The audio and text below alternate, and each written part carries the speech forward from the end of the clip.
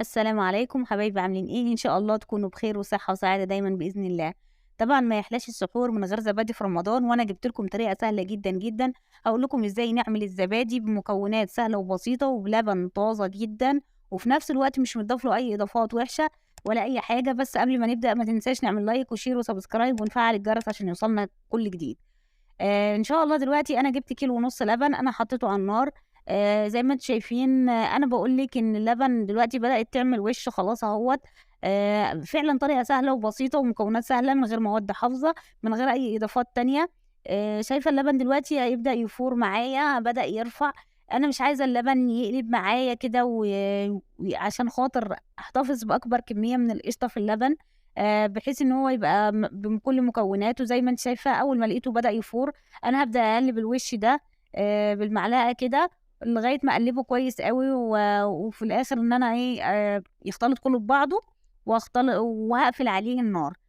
زي ما أنتِ شايفة أنا كده باقلّبه حلو أوي، عشان خاطر لو في أي ميكروبات أو أي حاجة في وش اللبن بتموت، لإن هي في ميكروبات بتطفو كده مع وش اللبن. فأنا باقلّبها، فهي بقى الميكروبات اللي في اللبن بتموت بقى مع درجة الحرارة.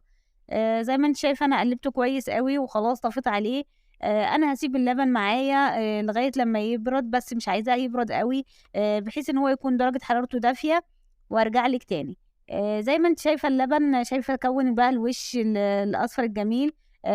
معايا هنا علبة زبادي، أي نوع زبادي أنتِ تحبيه على الكيلو ونُص لبن. أنا هاحط علبة الزبادي كاملة، هي دي الخميرة اللي هي بتخلّي اللبن معاكِ ي يعمل زبادي، فعلًا زبادي طازة وطبيعية وجميلة أوي، أوي، أوي. فعلًا يعني ما أقولكيش على قد إيه أنتِ مش هتبطّلي تشتريه، هيوفّر عليكِ كتير أوي إنِّك أنتِ تشتري زبادي كل يوم للسحور. بيعمل كمية كويسة أوي. الزبادي ما بيبقاش فيها مَيّة وأي حاجة، طبعًا مش متضاف لها أي حاجات تانية، ولا يعني لبن بودر ولا أي حاجة، طازة جدًا وطبيعي. أهم حاجة وأنتِ بتعملي الزبادي لازم تخلّي اللبن زي ما أنتِ شايفة تعمل رغاوي كده.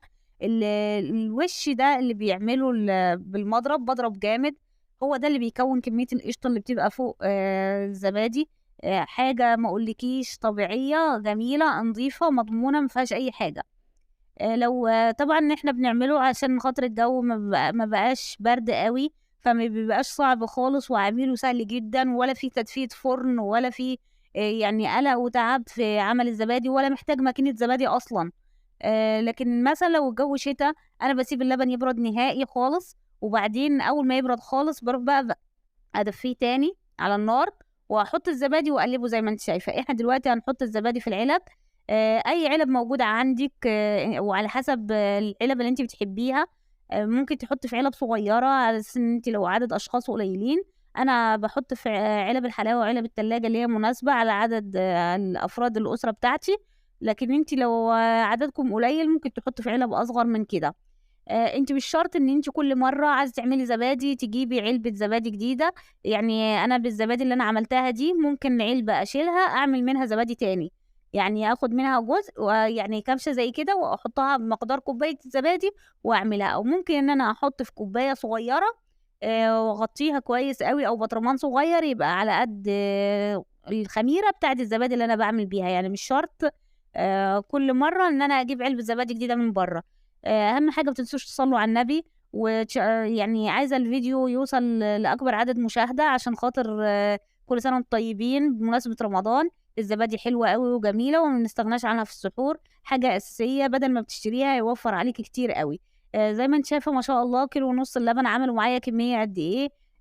يعني حاجة مناسبة زي ما قُلت لِك، لو أنتِ عندِك علب صغيّرة أو تحبّي تحطّي في علب صغيّرة على حسب راحتِك.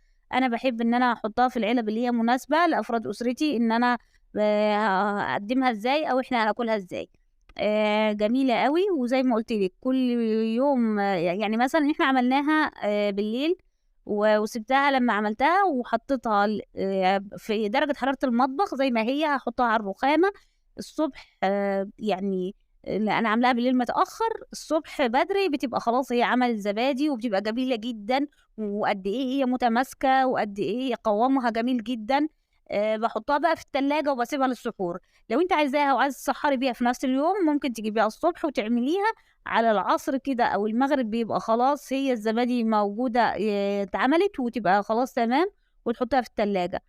زي ما أنتِ شايفة كده أنا باحط خلاص آخر كمية من اللبن، بافضّيها في العلبة وباوزّعها، أنا مش عايزة أعمل علب أكتر من كده، فوزّعتها. بسم الله ما شاء الله لا قوة إلا بالله، حاجة جميلة أوي فعلًا، والطعم بيفرق خالص عن الزبادي اللي أنتِ بتشتريها من برّه، لإن هي طازة وجميلة واللبن صابح معاكِ، غالياها أنتِ، ما فيهوش أي زيادات أو فيه أي حاجة. أنا دلوقتي هاغطّي العلب كويس أوي زي ما أنتِ شايفة، وبعد ما أغطّيها أنا هاحطها هنا على الرخامة زي ما هي في درجة حرارة المطبخ، مش هاحطها لا في فرن ولا في أي حاجة. يعني بالضبط 8 ساعات بتبقى خلاص وصلت للقوام المناسب، حلو أوي.